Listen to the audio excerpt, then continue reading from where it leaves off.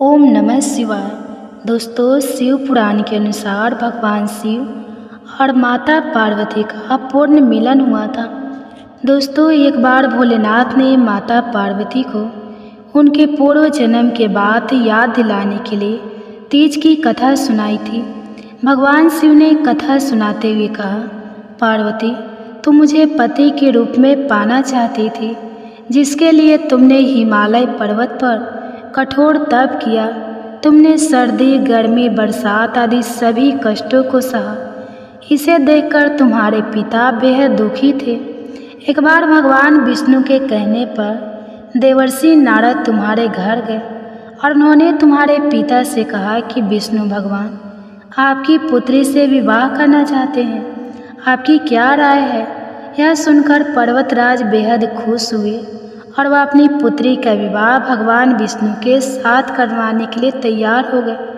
यह समाचार नारद जी ने विष्णु भगवान को दिया, लेकिन जब यह बात तुम्हें पता चली तो तुम नाराज हो गए, क्योंकि तुमने मेरे लिए घोर तप किया था और तुम मुझे मन ही मन अपना पति मान चुकी थी। यह बात तुमने अपनी सहेली को बताई, तब उसने तुम्हारी मदद करने के लिए तुम्हें एक घने वन में छुपा दिया। यह वह वन ऐसा था जहाँ तुम्हारे पिता कभी नहीं पहुँच सकते थे। इस वन में तुम लगातार तप करते रहे। पर्वतराज तुम्हारे ना मिलने से परेशान थे। वह इस चिंता में थे कि यदि भगवान विष्णु बारात लेकर आ गए और तुम नहीं मिली तो वह नाराज हो जाएंगे। भोलेनाथ माता पार्वती से कहते हैं कि धरती पताल एक करके भी तुम्हारे पिता तुम्हें नहीं ढूंढ पाए, क्योंकि तुम उस वन में एक गुफा के अंदर मेरी आराधना कर रही थी। तुमने रेत का एक शिवलिंग बनाया था। तुम्हारे तप से प्रसन्न होकर मैंने तुम्हारी मनोकामना पूर्ण करने का विचार किया। इस बीच तुम्हारे पिता तुम्हें खोजते हुए गुफा में पहुंच गए। तुम्हें वहां देखकर पर्वतराज बेहद खुश हुए।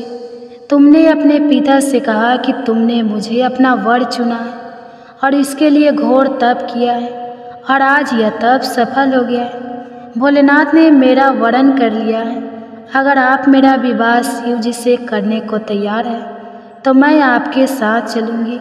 यह सुनकर पर्वतराज तुम्हारा विवाह मुझसे करने को तैयार हो गए। इसके बाद उन्होंने विधि विधान से हमारा विवाह संपन्न कराया। हे पार्वती, जिस तरह तुमने यह मेरा कठोर व्रत किया और हमारा विवाह संपन्न हुआ, उसी तरह यदि कोई स्त्री हरियाली तीज का व्रत पूरी श्रद्धा और निष्ठा से करेगी तो मैं उसे मनवांछित वर प्रदान करूँगा और अखंड सौभाग्य का वरदान दूंगा। हे भोलेनाथ, इस कहानी को कहते, सुनते और हुंकार भरते सब पर कृपा करिएगा। इस दिन महिलाएं अपने पति की लंबी उम्र और अखंड सौभाग्य के लिए माँ पार्वती और भोलेनाथ की पूजा करती है। जय भोलेनाथ, जय माता पार्वती। आज आप सुनेंगे हरतालिका तीज व्रत की संपूर्ण कथा। तो प्रेम से बोलिए भगवान श्री शंकर, पार्वती और गणेश भगवान की जय। आज भाद्रपद मास के शुक्ल पक्ष की तृतीया तिथि है और आज का दिन शुक्रवार है। आज भगवान शिव और माता पार्वती के अमर प्रेम का प्रतीक हरतालिका तीज व्रत है। माता पार्वती ने भगवान शिव जी को पति के रूप में प्राप्त करने के लिए हरतालिका तीज का व्रत किया था। यह व्रत अखंड सौभाग्य को देने वाला माना गया है। महिलाएं आज के दिन अपने पति की लंबी आयु के लिए निर्जल व्रत रखती हैं और कुंवारी कन्या भी मनपसंद वर्ग की प्राप्ति के लिए इस व्रत को रखती है। तो आज मैं आपको सुनाने जा रही हूँ हरतालिका तीज व्रत की बड़ी ही दुर्लभ कथा। इस कथा को पूरा सुनने से हमारे समस्त मनोकामनाएं पूर्ण हो जाती हैं। तो आप सभी लोग बड़ी ही श्रद्धा और प्रसन्नचित मन से इस कथा को पूरा अवश्य सुनिए। श्री सूत जी ने कहा, हे शौनक आदि महर्षिगण, मदार के फूलों से सजी हुई केस वाली दिव्य वस्त्रों से विभूषित पार्वती जी को तथा मुंड माला में सुशोभित शिव जी को जो दिगंबर रहते हैं, ऐसे शिव जी को मैं बारंबार प्रणाम करता हूँ। कैलाश पर्वत के शिखर पर विराजमान शिव जी से पार्वती जी ने पूछा, हे महेश्वर, आप आज मुझे कोई गुप्त से गुप्त रहस्य की बात बताने की कृपा करें। वह ऐसी बात हो जो सभी धर्म का सार फल परिश्रम से ही करने योग्य तथा अत्यंत फलदायिनी कथा का जिसमें समावेश हो। यदि आप मुझ पर प्रसन्न हैं तो उसे बताने की कृपा करें। हे प्रभु, मैंने पूर्व जन्म में ऐसा कौन सा तप, दान या व्रत किया था जिसके फल स्वरूप आप जैसे त्रिलोकी, आदिश्वर, अनादि और अनंत रूप वाले पति मुझे प्राप्त हुए। तब शिव जी ने कहा, हे देवी, अब मैं तुमसे सर्वोत्तम व्रत का कथन करता हूँ। क्योंकि तुम मेरी प्रियसी हो, इसलिए मैं तुमसे इस गुप्त व्रत को बतलाता हूँ। जिस प्रकार तारों में, चंद्र ग्रहण में, सूर्य चारों वर्णों, ब्राह्मणों, क्षत्रिय, वैश्य और क्षूद्र में, ब्राह्मण देवों में, विष्णु नदियों में, गंगा पुराणों में, महाभारत वेदों में, सामवेद और इंद्रियों में मन श्रेष्ठ है, उसी प्रकार पुराणों और वेदों का सर्वस्व इस प्राचीन व्रत का मैं तुमसे कथन करता हूँ। तुम उसे स्थिर चित्त से सुनो।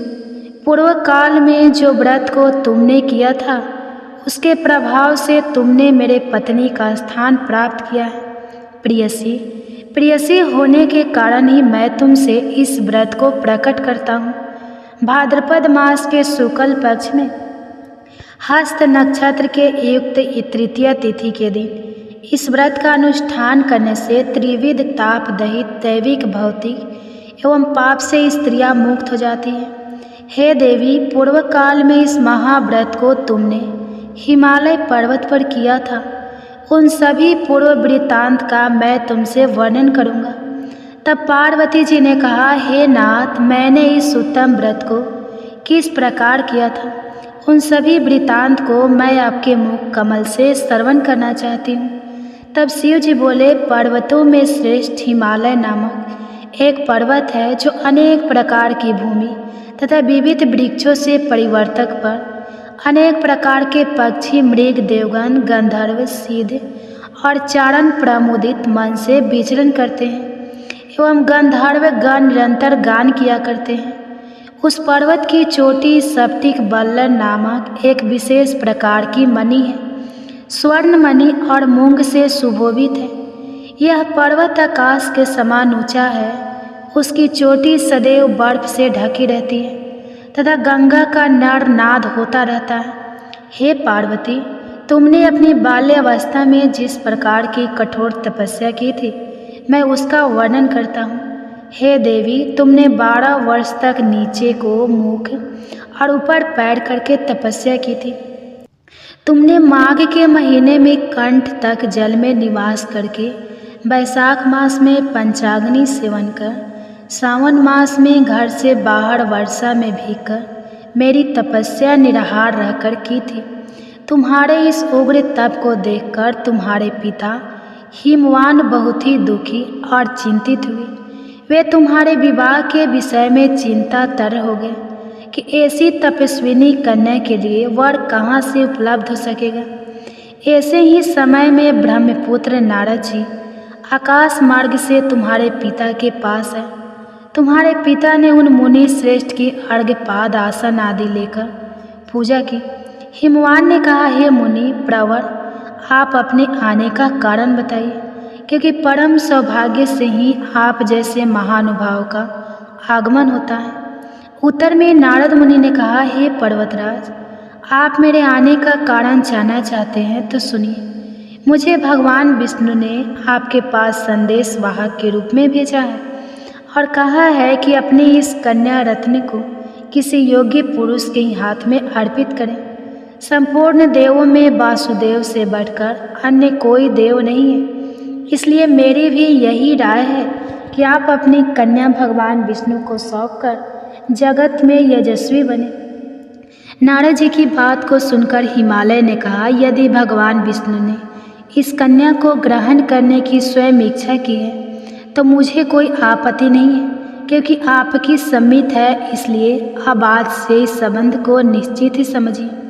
हिमवान द्वारा इस प्रकार का निश्चयान ज्ञान होकर शंख चक्र गदाधारी विष्णु जी के पास उपस्थित हुए उन्होंने हाथ जोड़कर प्रणाम करते हुए विष्णु भगवान से कहा, हे देव, मैंने आपका विवाह संबंध पर्वतराज हेमवान की पुत्री से निश्चित कर दिया है।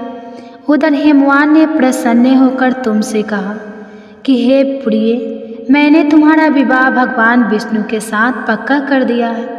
पिता द्वारा विपरीतार्थक वाक्य सुनकर तुम अपनी सखी के घर चली गई और वहीं भूमि पर लेटकर अत्यंत विलाप करने लगी। तुम्हें रुदन करता हुआ देखकर तुम्हारी सहेलियों ने तुमसे पूछा कि हे देवी, तुम अपने दुख का कारण मुझे बताओ, हम सभी निस्संदेह आपका कार्य पूरा करेंगे। सखिया द्वारा आश्वासन पाकर तुमने उत्तर दिया कि हे सखी, आप सभी सुनिए, मेरी इच्छा महादेव जी के साथ विवाह करने की है, परंतु मेरे पिता ने मेरी इच्छा के विरुद्ध कार्य किया है, अर्थात उन्होंने विष्णु भगवान जी के साथ मेरा विवाह करने का नारद जी को वचन दे दिया है। इसलिए सखियों, अब मैं अपने शरीर का निश्चित रूप से परित्याग करूंगी। तब तुम्हारी बात सुनकर तुम्हारी सखियों ने कहा, तुम घबराओ नहीं, हम और तुम दोनों ही एक किसी ऐसे घनघोर वन में निकल चले जहाँ पर तुम्हारे पिता न पहुँच सके। इस प्रकार की गुप्त मंत्रणा करके तुम अपनी सखियों के साथ निर्जन वन में पलायन कर गए। इसके बाद तुम्हारे पिता हेमवान ने आस पड़ोस के सभी घरों में तुम्हारी खोज की, किंतु तुम्हारा कहीं भी पता न लगा। तुम्हारे पिता ने तुम्हें ना पाकर मन में संदेह किया कि कहीं किसी देव दान किन्नर आदि ने मेरी पुत्री का अपहरण तो नहीं कर लिया। वे इस सोच में भी पड़ गए कि अब मैं नारद जी को क्या जवाब दूंगा, क्योंकि मैंने उनसे विष्णु जी के लिए पुत्री के विवाह का वचन दिया था। अब मैं उपहास का पात्र बनूंगा। ऐसे सोचते सोचते वे घबराकर मूर्छित हो गए। उनकी संज्ञा सुन होते ही सभी लोग उनके समीप एकत्रित होकर उनसे पूछने लगे कि हे पर्वतराज, आप अपनी मूर्छित अवस्था का कारण मुझे बताइए। कुछ स्वस्थ होने के बाद हिमालय ने उन लोगों से कहा कि मेरी कन्या का किसी ने अपहरण कर लिया है, अथवा हो सकता है किसी विषधर सर्प ने उसे डस लिया हो, अथवा सिंह व्याघ्र आदि किसी हिंसक पशु ने भक्षण कर लिया हो। यही मेरे दुख का कारण है। ना जाने मेरी पुत्री कहाँ चली गई, अब मैं क्या करूँ। ऐसा कहते हुए हिमालय इस प्रकार कांपने लगे जैसे किसी प्रचंड आंधी में वृक्ष हिलने लगता है। तब तुम्हारे पिता तुम्हारी खोज में भयानक जंगल के भीतर अग्रसर हुए। इधर तुम तो पहले से ही अपने सखियों के साथ उस भीषण वन में जा चुकी थी। उस स्थान पर एक नदी प्रभावित हो रही थी, वहाँ एक गुफा भी थी। तुमने इस गुफा में जाकर आश्रय लिया और निराहार रहकर मेरी बालों की मूर्ति बनाई, जो शिव पार्वती सही थी। इस मूर्ति की तुमने स्थापना की जब भाद्रपद मास के शुक्ल पक्ष की तृतीया हस्त नक्षत्र से युक्त आए। तब तुमने उस दिन रात्रि में जागरण करके गीत वाद आदि के साथ मेरा भक्ति पूर्वक पूजन किया। हे प्रिया, तुम्हारे द्वारा की गई उस कठिन तपस्या और व्रत के प्रभाव से मेरा सिंहासन चलयमान हो उठा और जहाँ तुम सखियों के साथ थी उस स्थान पर मैं जा पहुँचा। मैंने तुमसे कहा कि हे वरान, नहीं, मैं तुमसे अत्यंत प्रसन्न हूँ, तुम मुझसे अपने इच्छित वर को प्राप्त कर लो। तब उत्तर में तुमने कहा कि हे देव, यदि आप मुझ पर प्रसन्न हैं तो आप मुझे पति रूप में प्राप्त हो। मैं तथास्तु ऐसा ही हो कहकर पुनः अपने कैलाश पर्वत पर आ गया। मेरे चले जाने के बाद तुमने प्रातःकाल नदी में स्नान करके स्थापित मूर्ति का विसर्जन किया। इतना करने के बाद तुमने अपनी सखियों के साथ व्रत पारण किया। इस समय तुम्हारे पिता हिमालय भी तुम्हें खोजते हुए इस जंगल में आ पहुँचे, किंतु वन की गहनता के कारण चारों ओर ढूंढने पर भी तुम्हारा कुछ भी अता पता ना लगा। अब तो वे निराश होकर भूमि पर गिर पड़े। पुनः उठने के बाद हिमालय ने 2 कन्याओं को शुभ अवस्था में देखा। उन्होंने निकट आकर तुम्हें गोद में उठा लिया और रुदन करने लगे। रोते रोते ही उन्होंने तुमसे पूछा कि तुम इस घनघोर वन में किस प्रकार आ पहुँची। पिता की बात को सुनकर तुमने उनसे कहा कि हे तात, मैं अपना विवाह शिव जी के साथ करना चाहती थी, परंतु मेरी इच्छा के प्रतिकूल आपने विष्णु भगवान से मेरा वैवाहिक संबंध स्थिर कर लिया। इसी कारण रुष्ट होकर मैं अपनी सखियों के साथ ग्रह का परित्याग करके इस भीषण वन में चली आई। हे तात, यदि आप मुझे घर ले जाना चाहते हैं तो मुझे महादेव जी से विवाह करने की आज्ञा दीजिए। मेरा ऐसा ही दृढ़ निश्चय है। तुम्हारे इस दृढ़ संकल्प को जानकर तुम्हारे पिता ने ठीक है कहा और वे तुम्हें अपने साथ घर वापस ले गए। घर पहुंचने पर मेरे साथ तुम्हारा पानी ग्रहण हुआ और इस व्रत के प्रभाव से तुमने अचल सौभाग्य प्राप्त कर लिया। मैंने आज तक इस व्रत का कथन किसी से नहीं किया है। हे देवी, तुम अपनी सखियों के द्वारा अपना हरण की गई इसी से इस व्रत का नाम हरतालिका पड़ा। इसके बाद पार्वती जी ने कहा, हे प्रभु, आपने इस व्रत के नाम का निरूपण तो कर दिया, अब इसके विधान तथा महात्म्य का वर्णन भी कीजिए। इस व्रत को करने से क्या फल होता है तथा इस व्रत को पहले किसने किया था, यह भी बताने की कृपा करें। तब शिव जी ने कहा, हे देवी, अब मैं तुमसे इस व्रत का विधान बताता हूँ। सौभाग्य की कामना करने वाली सभी नारियों के लिए यह व्रत करने योग्य है, क्योंकि यह व्रत स्त्रियों का सौभाग्यदायक है। सर्वप्रथम केले के खंभों से एक मंडप का निर्माण करें। तंद उस मंडप को विविध वर्णों के वस्त्रों से आच्छादित कर उसमें सुगंधित चंदन का लेप करें। फिर उसमें पार्वती सहित मेरी बालों की मूर्ति बनाकर स्थापित करें और शंख, मेरी मृदंग आदि बजाकर विविध पुष्पों और नैवेद्य को चढ़ाकर मेरी पूजा करें। पूजन के बाद उस दिन रात्रि में जागरण करें। सुपारी, जामुन, मौसमी, नारंगी आदि का भोग अर्पित करें। नारियल के जल से अभिषेक करें। 5 मुख वाले शांति स्वरूप एवं त्रिशूलधारी शिव को मेरा नमस्कार है, ऐसा कहकर नमन करें। नंदी, भृंगी, महाकाल आदि गणों से युक्त शिव को मेरा नमस्कार है तथा सृष्टि स्वरूपनी प्रकृति रूपा शिवा की कांता पार्वती को मेरा नमस्कार है। हे सर्वमंगल प्रायणी, जगन्मोय के शिव रूपी शिवा, शिवा स्वरूपिणी, तेरे तथा शिव के निमित्त एक ब्रह्मचारिणी स्वरूप जगत धात्री के लिए मेरा बारंबार प्रणाम है। हे शिववाहिनी, आप भाव ताप से मेरा त्राण करें। हे महेश्वरी, आप भाव ताप से मेरी त्राण करें, मेरी इच्छाएं पूर्ण करें। हे मातेश्वरी, मुझे राज्य, सौभाग्य, संपत्ति प्रदान करें। इस प्रकार कहकर मेरे साथ तुम्हारी पूजा स्त्रियों को करनी चाहिए। विधिवत कथा श्रवण करने के बाद सामर्थ्य अनुसार ब्राह्मण को अन्य वस्त्र एवं धन प्रदान करें। इसके बाद दक्षिणा देकर संभव हो तो स्त्रियों को आभूषण आदि भी दे। इस सौभाग्य वर्धिनी पुनीत कथा को अपने पति के साथ श्रवण करने से नारियों को महान फल की उपलब्धियाँ होती हैं। हे देवी, इस विधि से जो स्त्रियाँ इस व्रत को करती है उन्हें 7 जन्मों तक राज्य, सुख एवं सौभाग्य प्राप्त होती है। व्रत के दिन जो नारी अन्य का आहार ग्रहण करती है वह 7 जन्म तक संतानहीनता एवं विधवा होती है। जो स्त्री उपवास नहीं करती वह दरिद्र पुत्र शोक से दुखी एवं झगड़ालू होती है तथा नरकवास करके दुख भोगती है। जो नारी इस व्रत के दिन भोजन करती है उसे सक्रिय दुग्ध पान करने से सर्पिन, जल का पान करने से मछली, मिष्टान भक्षण करने से चींटी आदि योनि में जल लेना पड़ता है। अनुष्ठान की समाप्ति पर नारियों को चाहिए कि वह चांदी, सोने, तांबे अथवा इन सभी के अभाव में बांस की डालियां में वस्त्र, फल, पकवान आदि रखकर दक्षिणा के साथ ब्राह्मण को दान करें। अंत में दूसरे दिन व्रत का पालन करें। जो नारियां इस विधि से व्रत का अनुष्ठान करती है वे तुम्हारे समान अनुकूल पति को प्राप्त कर इस लोक में सभी सुखों का उपभोग करती हुई अंत में संयुज्य मुक्ति प्राप्त करती है। इस कथा के श्रवण कर लेने से ही स्त्रियां हजारों अश्वमेध यज्ञ एवं सैकड़ों वाष्प यज्ञ करने का फल प्राप्त करती है। हे देवी, मैंने तुमसे इस सर्वोत्तम व्रत का कथन किया, जिसके करने से करोड़ यज्ञ का फल सहज ही प्राप्त होता है।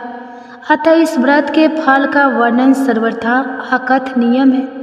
आइए अब मनोकामनाओं को पूर्ण करने वाली भगवान शिव और माता पार्वती की बड़ी ही दुर्लभ कथा को सुनते हैं। एक बार की बात है, माता पार्वती जी शिव जी को पति रूप में प्राप्त करने के लिए घोर तप कर रही थी। उनके तप को देखकर देवताओं ने शिव जी से देवी की मनोकामना को पूर्ण करने की प्रार्थना की। शिव जी ने पार्वती जी की परीक्षा लेने के लिए सप्त ऋषियों को भेजा। सप्त ऋषियों ने शिव जी के सैकड़ों अवगुण गिनाए, पर पार्वती जी को महादेव के अलावा किसी और से विवाह मंजूर नहीं था। सज्जनों, विवाह से पहले सभी वर अपनी भावी पत्नी को लेकर आश्वस्त होना चाहते हैं, इसलिए शिव जी ने स्वयं भी पार्वती जी की परीक्षा लेने की ठानी। भगवान शंकर प्रकट हुए और पार्वती जी को वरदान देकर अंतर्ध्यान हो गए। इतने में पार्वती माता जहाँ तप कर रही थी, वहीं पास में तालाब में मगरमच्छ ने एक लड़के को पकड़ लिया। लड़का जान बचाने के लिए चिल्लाने लगा। पार्वती जी से उस बच्चे की चीख सुनी नहीं गई। द्रवित हृदय होकर वे तालाब पर पहुँची और देखती है कि मगरमच्छ लड़के को तालाब के अंदर खींचकर ले जा रहा है। लड़के ने देवी को देखकर कहा, मेरी ना तो माता है, ना कोई पिता और ना ही मेरा मित्र है, आप मेरी रक्षा करें। तब पार्वती जी ने कहा, हे मगरमच्छ, इस लड़के को दो। तब मगरमच्छ बोला, दिन के छठे पहर में जो मुझे मिलता है उसे अपना आहार समझकर स्वीकार करना मेरा नियम है। ब्रह्मदेव के ने दिन के छठे पहर पर इस लड़के को भेजा है, मैं क्यों छोड़ूं? पार्वती जी ने विनती की, तुम इसे छोड़ दो, बदले में जो चाहिए वह मुझे कहो। मगरमच्छ बोला, एक ही शर्त पर मैं इसे छोड़ सकता हूँ। आपने जो तप करके महादेव जी से जो दान लिया है, यदि उस तप का फल मुझे दे दो तो मैं इसे छोड़ दूंगा। पार्वती जी तुरंत तैयार हो गई। उन्होंने कहा, मैं अपने तप का फल तुम्हें देने को तैयार हूँ, लेकिन तुम इस बालक को छोड़ दो। मगरमच्छ ने समझाया, सोच लो देवी, जोश में आकर संकल्प मत करो। हजारों वर्षों तक जैसा तप किया है वैसा देवताओं के लिए भी संभव नहीं है। उसका सारा फल इस बालक के प्राणों के बदले चला जाएगा। पार्वती जी ने कहा, मेरा निश्चय पक्का है, मैं तुम्हें अपने तप का फल देती हूँ, तुम इसको जीवन दे दो। मगरमच्छ ने पार्वती जी से तप दान करने का संकल्प करवाया। तप का दान होते ही मगरमच्छ का देह तेज से चमकने लगा। मगरमच्छ बोला, हे पार्वती, देखो तप के प्रभाव से मैं तेजस्वी बन गया हूँ। तुमने जीवन भर की पूंजी एक बच्चे के लिए व्यर्थ कर दी, चाहे तो अपनी भूल सुधारने का एक मौका और दे सकता हूँ। तब पार्वती जी ने कहा, हे ग्रह, तब तो मैं पुनः कर सकती हूँ, किंतु यदि तुम इस लड़के को निगल जाते तो इसका जीवन वापस नहीं मिल सकता था। देखते ही देखते वह लड़का अदृश्य हो गया। मगरमच्छ भी लुप्त हो गया। पार्वती जी ने विचार किया, मैंने तप तो दान कर दिया है, अब पुनः तप आरंभ करूँगी। पार्वती जी ने फिर से तप करने का संकल्प किया। भगवान सदाशिव फिर से प्रकट होकर बोले, हे पार्वती, भला आप क्यों तप कर रही हो? पार्वती जी ने कहा, प्रभु, मैंने अपने तप का फल दान कर दिया है। आपको पति रूप में पाने के संकल्प के लिए मैं फिर से वैसा ही तप करके आपको प्रसन्न करूँगी। महादेव जी बोले, मगरमच्छ और लड़के दोनों रूप में मैं ही था। तुम्हारा चित्त प्राणी मात्र से अपने सुख दुख का अनुभव करता है या नहीं, इसकी परीक्षा लेने के लिए मैंने यह लीला रची थी। अनेक रूप में दिखने वाला मैं एक ही हूँ। मैं अनेक शरीर में शरीरों से अलग निर्विकार हूँ। तुमने अपना तप मुझे ही दिया, इसलिए अब और तप करने की कोई आवश्यकता नहीं है। देवी ने महादेव जी को प्रणाम करके प्रसन्न मन से विदा किया। बोलिए शंकर पार्वती भगवान की जय। आइए मनोकामनाओं को पूरी करने वाली दूसरी कथा को सुनते हैं। एक बार नारद जी ने भोलेनाथ जी की स्तुति करके पूछा कि प्रभु, आपको प्रसन्न करने के लिए सबसे उत्तम और सुलभ साधन क्या है? हे त्रिलोकीनाथ, आप तो निर्विकार और निष्काम हैं। आप सहज ही प्रसन्न हो जाते हैं। फिर भी मेरे जानने की इच्छा है कि आपको क्या प्रिय है। तब शिव जी बोले, नारद जी, वैसे तो मुझे भक्त के भाव सबसे प्रिय हैं। फिर भी आपने पूछा है तो मैं बताता हूँ। मुझे जल के साथ साथ बिल्व पत्र बहुत प्रिय हैं। जो अखंड बिल्व पत्र मुझे श्रद्धा से अर्पित करते हैं, मैं उन्हें अपने लोक में स्थान देता हूँ। नारद जी भगवान शंकर और माता पार्वती की वंदना करके अपने लोक को चले गए। उनके जाने के पश्चाताप पार्वती जी ने शिव जी से पूछा कि हे प्रभु, मेरी यह जानने की बड़ी तीव्र इच्छा हो रही है कि आपको बेलपत्र इतने प्रिय क्यों हैं। कृपा करके मेरी जिज्ञासा को शांत कीजिए। तब शिव जी बोले, हे शिवे, बिल्व के पत्ते मेरी जटा के समान हैं। उसकी त्रिपत्र यानी 3 पत्ते ऋग्वेद, यजुर्वेद और सामवेद हैं। शाखाएं समस्त शास्त्र का स्वरूप है। बिल्व वृक्ष को आप पृथ्वी का कल्प वृक्ष समझे, जो ब्रह्मा विष्णु और शिव स्वरूप है। हे पार्वती, स्वयं महालक्ष्मी जी ने शैल पर्वत पर बिल्व वृक्ष रूप में जन्म लिया था। इस कारण भी बेल का वृक्ष मेरे लिए अति प्रिय है। महालक्ष्मी जी ने बिल्व का रूप धारा। यह सुनकर पार्वती जी कौतूहल में पड़ गई और पार्वती जी कौतूहल से उपजी जिज्ञासा को रोक न पाई। उन्होंने पूछा, देवी लक्ष्मी ने आखिर बिल्व वृक्ष का रूप क्यों लिया? आप यह कथा विस्तार में कहें। तब भोलेनाथ ने देवी पार्वती जी को कथा सुनाना आरंभ किया। हे देवी, सतयुग में ज्योति रूप में मेरे अंश का रामेश्वर लिंग था। वहाँ आदि देवों ने उसका विधिवत पूजन अर्चना किया था। इसका परिणाम यह हुआ कि मेरे अनुग्रह से वाणी देवी सबकी प्रिय हो गई। वे भगवान विष्णु को सतत प्रिय हो गई। मेरे प्रभाव से भगवान केशव के मन में वाग देवी के लिए जितनी प्रीति उत्पन्न हुई, वह स्वयं लक्ष्मी जी को नहीं भाई। लक्ष्मी देवी का श्री हरि के प्रति मन में कुछ दुराव पैदा हो गया। वह चिंतित और रुष्ट होकर चुपचाप परम उत्तम श्री शैल पर्वत पर चली गई। वहाँ उन्होंने तप करने का निश्चय किया और उत्तम स्थान का चयन करने लगी। महालक्ष्मी ने उत्तम स्थान का निश्चय करके मेरे लिंग विग्रह की उग्र तपस्या प्रारंभ की। उनकी तपस्या कठोरतम होती जा रही थी। हे परमेश्वरी, कुछ समय के बाद महालक्ष्मी जी ने मेरे लिंग विग्रह से थोड़ा उधार में एक वृक्ष का रूप धारण कर लिया। अपने पत्तों और पुष्प द्वारा निरंतर मेरा पूजन करने लगी। इस तरह महालक्ष्मी जी ने लाखों वर्षों तक घोर आराधना की, अतः उन्हें मेरा अनुग्रह प्राप्त हुआ। मैं वहाँ प्रकट हुआ और देवी से इस घोर तप की आकांक्षा पूछकर वर देने को तैयार हुआ। महालक्ष्मी जी ने मांगा कि श्री हरि के हृदय में मेरे भाव से वाग देवी के लिए जो स्नेह हुआ है वह समाप्त हो जाए। तब शिव जी बोले, मैंने महालक्ष्मी जी को समझाया, श्री हरि के हृदय में आपके अतिरिक्त किसी और के लिए कोई प्रेम नहीं है। वाग देवी के प्रति इतना का प्रेम नहीं, अपितु श्रद्धा है। यह सुनकर लक्ष्मी जी प्रसन्न हो गई और पुनः श्री विष्णु के हृदय में स्थित होकर निरंतर उनके साथ विहार करने लगी। हे पार्वती, महालक्ष्मी के हृदय का एक बड़ा विकार इस प्रकार दूर हो गया। इस कारण हरि प्रिया उसी वृक्ष रूप में सर्वदा अतिशय भक्ति से भरकर यत्नपूर्वक मेरी पूजा करने लगी। हे पार्वती, इसी कारण विश्व का बिल्व का वृक्ष, उसके पत्ते, फल, फूल आदि मुझे बहुत प्रिय हैं। मैं निर्जल स्थान में बिल्व वृक्ष का आश्रय लेकर रहता हूँ। बेल वृक्ष को सदा सर्व तीर्थ में एक सर्वदेवम मानना चाहिए।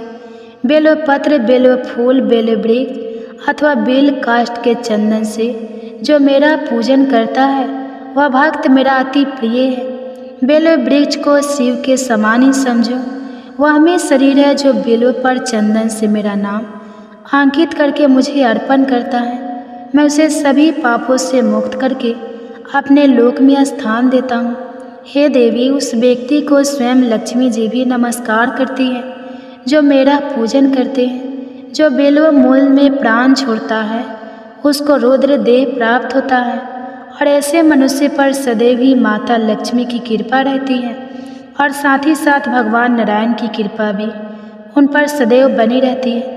प्रेम से बोलिए भगवान शिव और माता पार्वती की जय। अब आइए हरितालिका तीज व्रत की आरती को सुनते हैं। ओम जय शिवी ओमकारा, प्रभु हरे शिवी ओमकारा, ब्रह्मा विष्णु सदाशिवे, ब्रह्मा विष्णु सदाशिवे, अर्धांगी धारा। ओम जय शिव ओमकारा, एक चतुरानन पंचानन, राजे स्वामी पंचानन, राजी हंसासन गृशासन, हंसासन गृशासन, ब्रिजिवाहन साजी।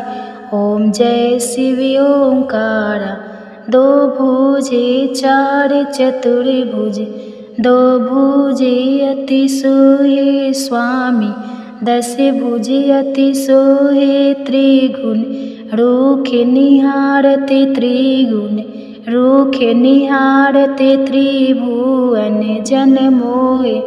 ओम जय शिव ओमकारा, आछे माला वन बाला, मुंडे माला धारी स्वामी, मुंडे माला धारी, त्रिपुरारी कंसारी, त्रिपुरारी कंसारी करे माला धारी। ओम जय शिव ओमकारा, श्वेतांबर पीतांबर बागांबर, अंगे स्वामी बांगाम अंगे सनकादिके, गरुणादिके सनकादिके, गरुणादिके भूतादिके संगे। ओम जय शिव ओमकारा, मध्यम मंडल चक्र त्रिशूल धारी स्वामी, चक्र त्रिशूल धारी, सुख कारणी दुख हारी, सुख कारणी जग पालन कारणी।